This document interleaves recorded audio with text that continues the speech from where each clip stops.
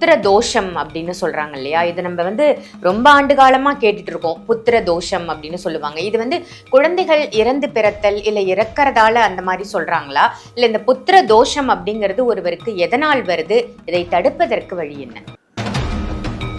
அப்ப புத்திரர்கள்ல இரண்டு வகை உண்டு. ஒன்று ஆண் புத்திரம், இன்னொன்னு பெண் புத்திரம். அதுல நல்ல ஒரு விஷயத்தை கவனிச்சு பார்த்தோம்னா, ஆண் புத்திரத்தை குறிக்கக்கூடிய கிரகங்கள் இரண்டு கிரகங்கள். ஒன்று, இது அத்தனையும் கிழக்கு பகுதியினுடைய இடத்தை பொறுத்தும் ஜாதகத்தில் நான் சொன்ன கிரக அமைப்பை பொறுத்தும் மாறுபடும். இது ரொம்ப உறுதியா இருக்குன்றத உறுதிப்படுத்த என்ன பண்ணிக்கலாம்னா, ஆனா மூத்த வாரிசுடைய வாழ்க்கையில ஒரு பிரச்சனை இருக்குன்னா எல்லா கர்மாக்களும் இருக்கின்றது அர்த்தம். ஏன்னா ஒருவர் செய்த சாபத்தின் மொத்த வெளிப்பாடும் மூத்த வாரிசு தான் இருக்கும். கன்ஃபார்ம். இந்த அறிகுறிகளா இருந்தா அந்த வீட்டுல தலைமுறை அடிவாங்க போகுதுன்னு அர்த்தம். எந்த வீட்டுல இருந்தாலும் உங்க பூர்வீகம் நீங்க உருவான இடம் தோஷ.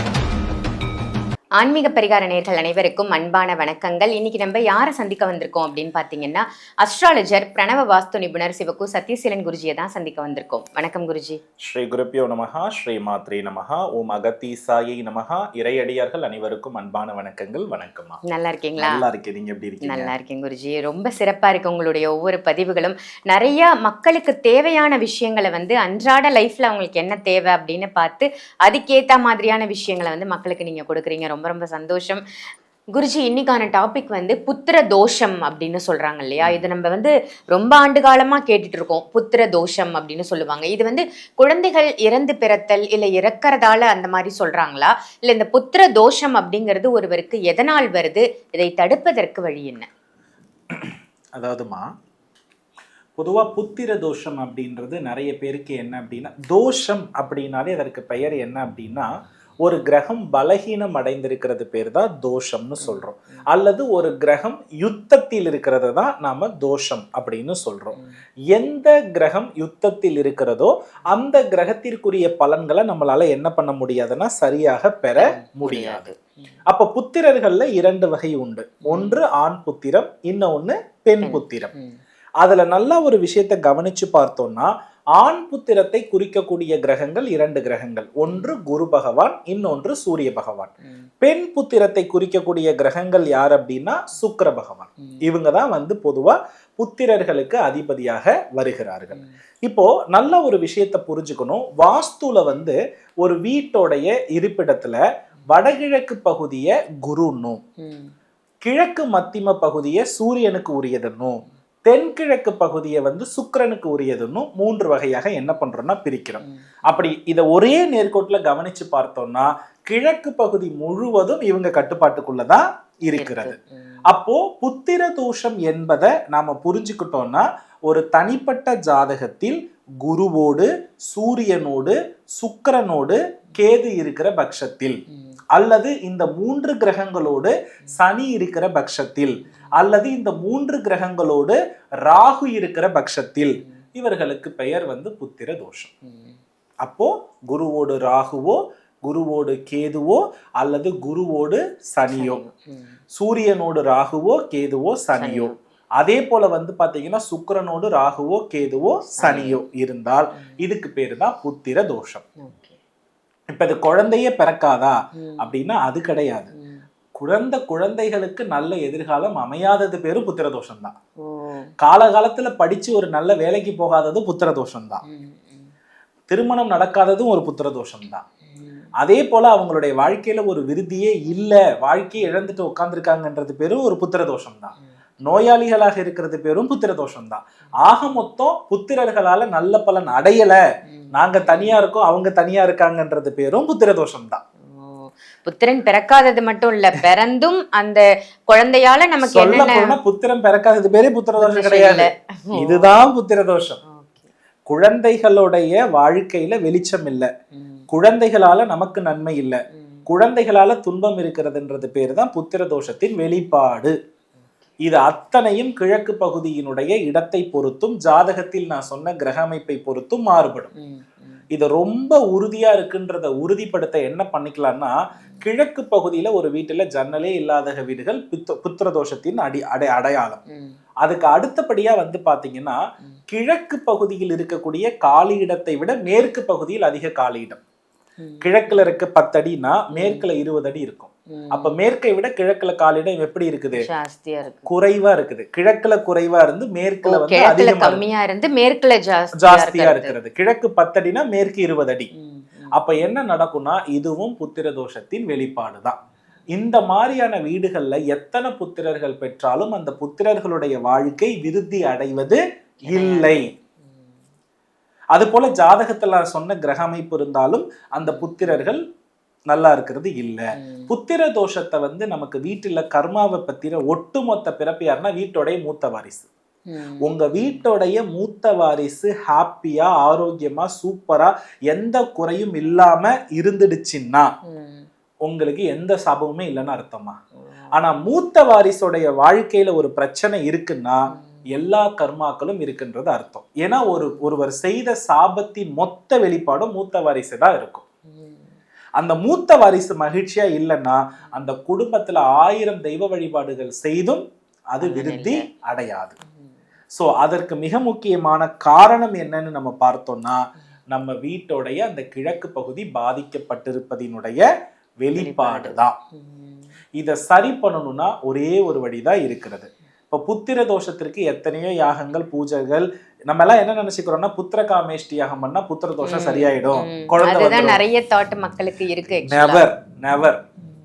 அப்ப பிறந்த பிள்ளைங்க நல்லா இல்லைன்னா அதுக்கு என்ன? அதுக்கு புத்திர காமேஷ்டி யாகம். புத்திர தோஷம்ன்றதே அந்த அதனுடைய விளக்கமே தெரியாம இருக்கு. எது புத்திர தோஷம் அப்படி தெரியல. இதை நல்லா புரிஞ்சுக்கணுமா? உங்களுக்கு புத்திர தோஷம் ஈஸியா வேணும்னா வீட்டோடைய வடகிழக்குல பூஜை போடுங்க. வீட்டோடைய வடகிழக்குல பூஜாரை போட்டீங்கன்னா புத்திர தோஷம் கன்ஃபார்ம். அதே போல வீட்டோடைய தெற்கு மத்தியில் பூஜை ரூம் போட்டீங்கன்னா புத்திர தோஷம் கன்ஃபார்ம். உங்க வீட்டோடைய கிழக்கு பகுதி இருக்கு இல்லையா, அது வந்து ஏற்ற இறக்கமாக, இப்படி உதாரணமா என்ன சொல்ல வரனா ஈசானிய மூலை நீண்டு தென்கிழக்கு மூலை குறுகி அந்த காம்பவுண்டோடைய வால் வந்து ஸ்ட்ரைட்டா இல்லாம ஒரு மாதிரி நீட்டையும் குட்டையுமா இருக்குன்னா புத்திர தோஷம் கன்ஃபார்ம். இந்த அறிகுறிகளா இருந்தா அந்த வீட்டுல தலைமுறை அடிவாங்க போகுதுன்னு அர்த்தம். எந்த வீட்டுல இருந்தாலும் உங்க பூர்வீகம் நீங்க உருவான இடம் தோஷத்துல இருந்ததுன்னா 100% நீங்க எந்த வீடு கட்டினாலும் அதே தப்பு அந்த இடத்துல திரும்ப பண்ணுவீங்க. ஒருத்தர் வந்து தென்மேற்கு இப்ப வடகிழக்கு பூஜை வீட்டுல ஒருத்தர் வாழ்றான்னு வச்சுப்போமே, அவரு நல்லா இல்ல இந்த வீடு வாஸ்துப்படி வேற வீட்டுக்கு போலான்னா இந்த வீட்டுல அந்த பூஜைறையை சரி பண்ற வரை 100 வீடு பார்த்தாலும் அவருக்கு அந்த பூஜை வடகிழக்குலயே உள்ள வீடு தான் கிடைக்கும். மாத்தின விதி கிடைக்காது. இதுதான் பிரபஞ்ச விதி. நீங்க உங்க வீட்டுல எந்த தோஷம் வாஸ்து தோஷம்னு பார்த்து வாடகை வீடு பாக்குறீங்களோ அதே தோஷம் அப்படியே இருக்கிற வீடுதான் உங்களுக்கு கடைசி வரை கிடைக்கும். இதை சரி பண்ணாத வரைக்கும் ஒண்ணு இதை வித்துட்டு இதை முழுசா பணத்தை வாங்கிக்கிட்டு எதுக்கும் நம்ம வீட்டுக்கு சம்பந்தம் இல்லைன்றப்ப நல்ல வீடு கிடைக்கும். அது வரையும் என்ன பண்ணாதுன்னா அந்த வீடு கிடைப்பதற்கான வாய்ப்பு சுத்தமாக இல்லை இல்லை இல்லை. அந்த இடத்துல நம்ம போய் மிரிச்சாலே அந்த தோஷத்தின் வெளிப்பாடு ரொம்ப ரொம்ப ரொம்ப ரொம்ப அதிகமாக அதிகமாக அதிகமாக இருந்துகிட்டே தான் இருக்கும். இதை சரி பண்ணணும்னா ஒரே ஒரு என்னன்னா திருவிடை மருதூர் அப்படின்ற ஒரு ஊர். இது பிரம்மஹத்தி விமோக்ஷன திருத்தலம். இங்க இருக்கக்கூடிய சுவாமியின் பெயர் மகாலிங்கேஸ்வரர். பூச நட்சத்திரத்துல இந்த ஆலயம் சென்று இறைவனை வழிபட 108 1008 நெய் தீபங்கள் ஏற்றி 27 முறை அவருடைய பிரகாரத்தை வலம் வந்து வணங்க இந்த தோஷத்திலிருந்து விடுதலை. மக்கள் என்ன பண்றாங்கன்னா தானும் உடம்பால கஷ்டப்படக்கூடாது, சரியா இடிச்சும் சரி பண்ணக்கூடாது, ஒரு விளக்குல சரியாயிடும். ஒரு கர்மாவுடைய செயல் அதிக பாதிப்பை தருதுன்னா அதற்கு நம்ம செயல் தான் காரணம். கொலை பண்ணிட்டு மன்னிப்பு கேட்டுட்டேன் மன்னிச்சிரு அப்படின்னா அவனை மன்னிச்சிருவோமா? அப்போ ஒரு நீண்ட நாள் தீர்க்க முடியாத பிரச்சனைன்னு நம்ம வாழ்க்கையில இருக்குன்னா அதற்கு இணையான பாவங்கள் நாம் செய்திருப்பதனால்தான் அதற்கு தீர்வு கிடைக்கவில்லை.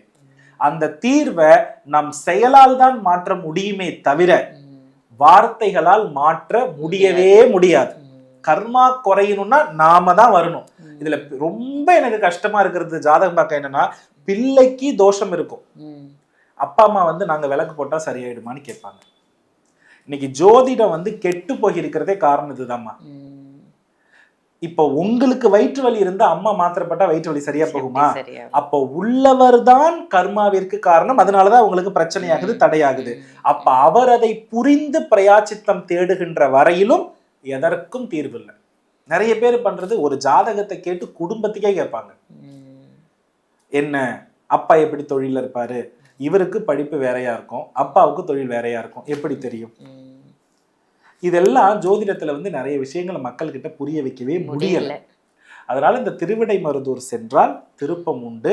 வாஸ்துவ சரி பண்ணாம உங்களால என்றைக்கு விருத்தி அடைய முடியாது முடியாது முடியாது. இதுதான் உண்மை. அதனால மேற்குல காலியிடம் இருந்து வாழ்க்கையில நீங்க விருத்தி பெறுவது ரொம்ப ரொம்ப ரொம்ப ரொம்ப கடினம். அதை செய்யாதீங்க, செய்ய வேண்டாம். நிச்சயமா. என்ன புத்திர தோஷம் அப்படின்னா என்னன்றது முதல்ல மக்கள் வந்து தெரிஞ்சுக்கணும். இதுதான் புத்திர தோஷம், இதுல இருந்து வெளியில வரத்துக்கு வந்து நம்ம என்ன செய்யறது? ஏன்னா நம்ம குழந்தைங்க நல்லா இருந்தாதான் நாம முதல்ல சந்தோஷமா இருக்க முடியும். அவங்க மகிழ்ச்சி போயிடுச்சுன்னாலே அந்த குடும்பத்தோட மொத்த மகிழ்ச்சியும் போயிடுச்சு அப்படின்னு தான் அர்த்தம். ரொம்ப அழகா சொல்லியிருக்கீங்க.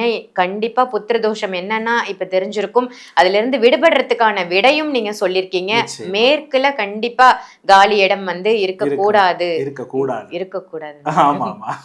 மேற்குல வந்து காலி இடம் இருக்கக்கூடாது அப்படின்னு சொல்லியிருக்கீங்க. ஓப்பன் கண்டிப்பா இருக்கணும், ஜன்னல் மாதிரியான விஷயங்கள் இருக்கணும் அப்படின்னு சொல்லியிருக்கீங்க. ரொம்ப ரொம்ப ஒரு அற்புதமான விஷயமா இன்னைக்கு மக்களுக்கு எடுத்து சொன்னதற்கு நன்றி குருஜி. ரொம்பவே நல்லதுமா. வெற்றிவேல் முருகா.